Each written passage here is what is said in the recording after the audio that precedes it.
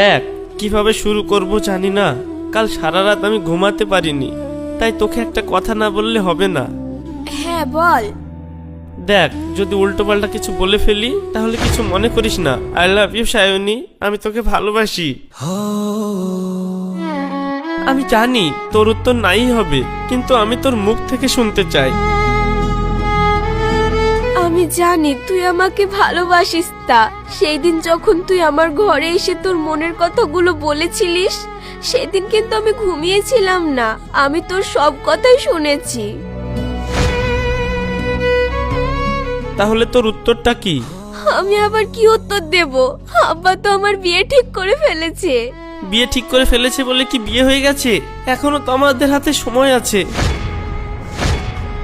চল না, সব ছেড়ে আমরা দুজনা কোথাও পালিয়ে যাই। দেখ আমিও তোকে ভালোবাসি, কিন্তু আমি আব্বুর সঙ্গে বেইমানি করতে পারবো না। তুই যে আমাকে ভালোবাসিস এই কথাটা যেন আব্বা না জানতে পারে, তার কারণ সে তোকে অনেকটা ভরসা করে। তুই আমাকে ভুলে যা। আমার মেয়ে আমাকে এত ভালোবাসে, যাক আমার আর টেনশন করার দরকার নাই।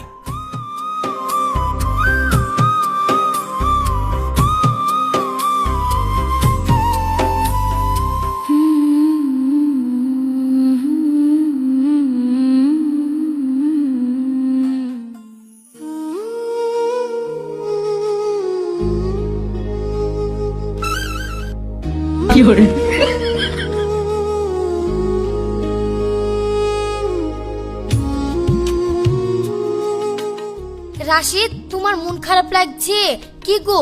আজ কি সেই মেয়েটাকে প্রপোজ করবে বলেছিলা, করতে পেরেছো?